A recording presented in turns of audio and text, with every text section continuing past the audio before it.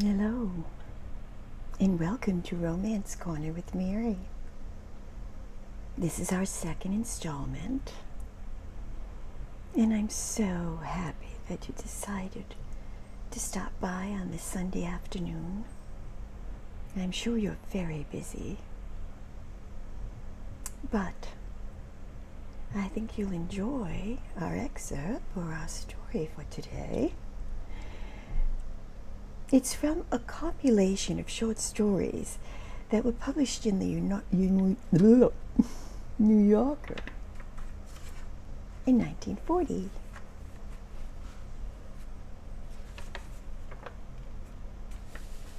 And our story is by IRWIN Shaw, The Girls in Their Summer Dresses. I can't wait. I know it's going to be wonderful.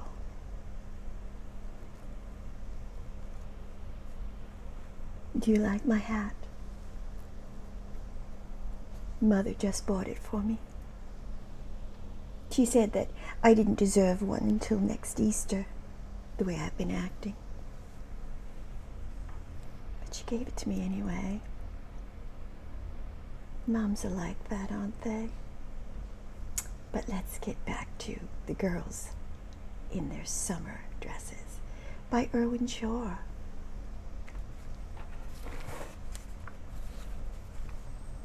Fifth Avenue was shining in the sun when they left the Brevant. The sun was warm, even though it was February, and everything looked like Sunday morning. The buses and the well-dressed people walking slowly in couples, and the quiet buildings with the windows closed. Michael held Frances's arm tightly as they walked towards Washington Square in the sunlight. They walked lightly, almost smiling, because they had slept late and had a good breakfast, and it was Sunday. Michael unbuttoned his coat and let it flap around him in the mild wind. "Look out," Frances said as they crossed 8th Street. "You'll break your neck." Look out," Michael laughed, and Frances laughed with him. "She's not so pretty," Frances said. "Anyway, not pretty enough to take a chance of breaking your neck." Michael laughed again. "How did you know I was looking at her?" Frances cocked her head to one side and smiled at her husband under the brim of her hat. "Mike, darling," she said. "Okay," he said, "excuse me." Frances patted his arm lightly and pulled him along a little faster towards Washington Square. "Let's not see anybody all day," she said. "Let's just hang around with each other, you and me. We're always up to our neck in people, drinking their scotch, or they're drinking our scotch. We only see each other in bed. I want to go out with my husband all day long. I want him to talk only to me and listen only to me." "What's to stop us?" Michael asked. "The Stevensons. They want us to drop by around 1 o'clock, and they'll drive us into the country." "The cunning Stevensons," Mike said, transparent. "They can whistle. They can go driving in the country by themselves. Is it a date?" "It's a date." Frances leaned over and kissed him on the tip of the ear. "Darling," Michael said, "this is 5th Avenue. "Let me arrange a program," Frances said. "A planned Sunday in New York for a young couple with money to throw away." "Go easy." "First, let's go to the Metropolitan Museum of Art," Frances suggested, because Michael had said during the week he wanted to go. "I haven't been there in 3 years, and there are at least 10 pictures I want to see again. Then we can take the bus down to Radio City and watch them skate. And later, we'll go down to Kavanaugh's and get a steak as big as a blacksmith's apron with a bottle of wine. And after that, there's a French picture at the Filmette Art that everyone says, well, they say, are you listening to me?" "Sure," he said. He took his eyes off the hatless girl with the dark hair. Cut dancer-like a helmet, who was walking past him. "That's the program for the day," Frances said flatly. "Or maybe you'd just rather walk up and down Fifth Avenue." "No," Michael said. "Not at all." "You always look at other women," Frances said, "everywhere. Every damned place we go." "Now, darling," Michael said, "I look at everything. God gave me eyes, and I look at women and men in subway excavations and moving pictures and the little flowers of the field. Casually inspect the universe." "You ought to see the look in your eye," Frances said, "as you casually inspect the universe on Fifth Avenue." "I'm a happily married man." Michael pressed her elbow tenderly. "Example for the whole 20th century. Mr. and Mrs. Mike Loomis." "Hey, let's have a drink," he said, stopping. "We just had breakfast." "Now listen, darling," Mike said, choosing his words with care. "It's a nice day, and we both feel good, and there's no reason why we have to break it up. Let's have a nice Sunday." "All right. I don't know why I started this. Let's drop it. Let's have a good time." They joined hands consciously and walked without talking among the baby carriages and the old Italian men in their Sunday clothes and the young women with Scotties in Washington Square Park. At least once a year someone should go to the Metropolitan Museum of Art, Frances said after a while, her tone a good imitation of the tone she had used at breakfast and at the beginning of their walk. "And it's nice on Sunday. There's a lot of people looking at the pictures, and you get the feeling maybe art isn't on the decline in New York City after all." "I want to tell you something," Michael said very seriously. "I have not touched another woman. Not once. In all the 5 years." "All right," Frances said. "You believe that, don't you? All right." They walked between the crowded benches under the scrubby city park trees. "I try not to notice it," Frances said, "but I feel rotten inside and in my stomach when we pass a woman and you look at her and I see that look in your eye and, well, that's the way you looked at me the first time. In Alice Maxwell's house, standing there in the living room next to the radio with a green hat on, and all those people." "I remember the hat," Michael said. "The same look," Frances said, "and it makes me feel bad. It makes me feel terrible." "Shh, please, darling, shh." "I think I would like a drink now," Frances said. They walked over to the bar on 8th Street, not saying anything, Michael automatically helping her over curbstones and guiding her past automobiles. They sat near a window in the bar, and the sun streamed in, and there was a small, cheerful fire in the fireplace. A little Japanese waiter came over and put down some pretzels and smiled happily at them. "What would you like to order after breakfast?" Michael asked. "Brandy, I suppose," Frances said. "Courvoisier," Michael told the waiter. "2 courvoisiers." The waiter came with the glasses, and they sat drinking the brandy in the sunlight. Michael finished half his and drank a little water. "I look at women," he said, "correct. I don't say it's wrong or right. I look at them. If I pass them on the street and I don't look at them, I'm fooling you. I'm fooling myself." "You look at them as though you want them," Frances said, playing with her brandy glass. "Every one of them." "In a way," Michael said, speaking softly and not to his wife. "In a way, that's true. I don't do anything about it, but it's true. I know it. That's why I feel bad." "Another brandy?" Michael called. "Waiter, 2 more brandies." He sighed and closed his eyes and rubbed them gently with his fingertips. "I love the way women look. One of the things I like best about New York is the battalions of women. When I first came to New York from Ohio, that was the first thing I noticed, the million wonderful women all over the city. I walked around with my heart in my throat.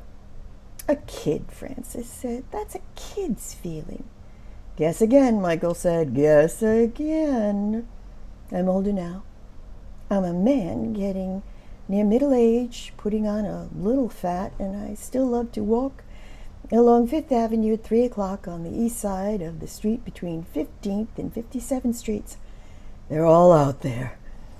Then, shopping in their furs and their crazy hats, everything all concentrated from all around the world in 7 blocks, the best furs, the best clothes, the handsomest women, out to spend money and feeling good about it.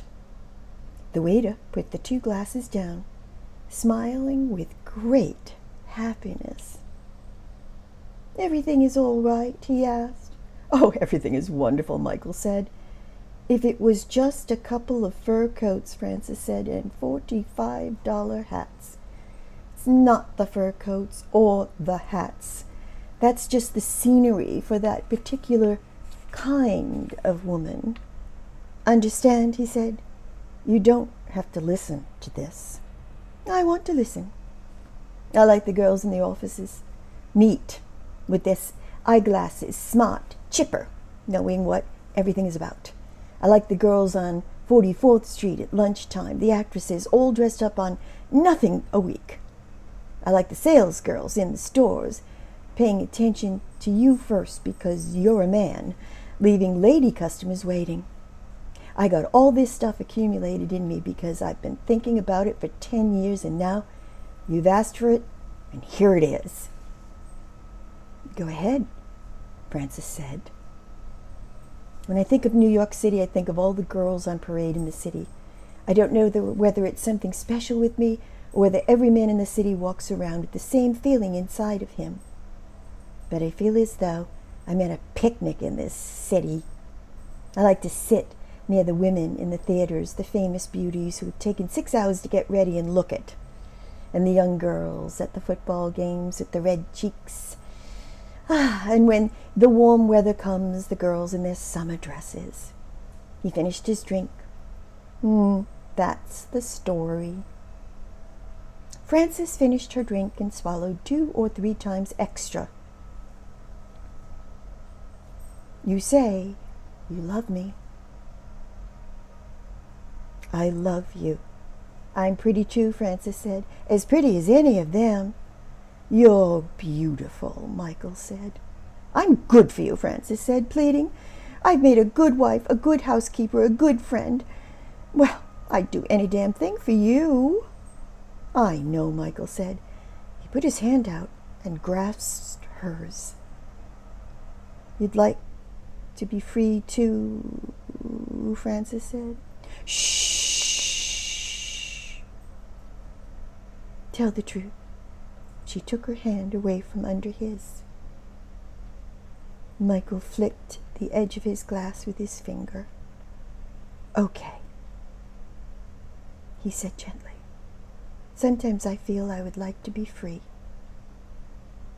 Well, Francis said, any time you say. Don't be foolish. Michael swung his chair around to her side of the table and patted her thigh. She began to cry silently into her handkerchief, bent over, just enough so that no one else in the bar would notice. Someday, she said, crying, you're going to make a move. Michael didn't say anything. He sat watching the bartender slowly peel a lemon. Aren't you, Francis asked harshly. Come on, tell me. Talk. Aren't you? Maybe, Michael said. He moved his chair back again. How the hell do I know? You know, Francis persisted. Don't you know? Yes, Michael said after a while. I know. Francis stopped crying then. 2 or 3 sniffles into the handkerchief and she put it away. And her face didn't tell anything to anybody. At least do me one favor, she said. Sure. Stop talking about how pretty this woman is or that one. Nice eyes, nice breasts, a pretty figure, good voice. She mimicked his voice. Keep it to yourself. I'm not interested. Michael waved to the waiter. I'll keep it to myself, he said. Frances flicked the corners of her eyes. Another brandy, she told the waiter. 2, Michael said. Yes, ma'am. Yes, sir, said the waiter, backing away. Frances regarded Michael coolly across the table. Do you want me to call the Stevensons? She asked. It'll be nice in the country. Sure, Michael said. Call them. She got up from the table and walked across the room towards the telephone. Michael watched her walk, thinking, what a pretty girl. What nice legs.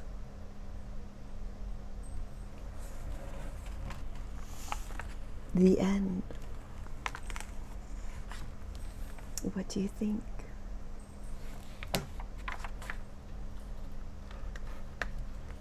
It opens a lot of doors, doesn't it?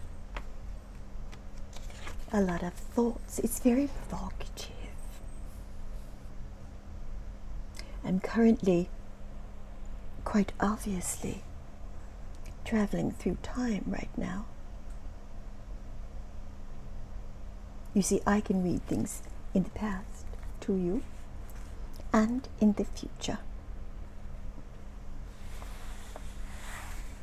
That's what makes romantic readings and my reading corner so sufficient and efficient, I like to think.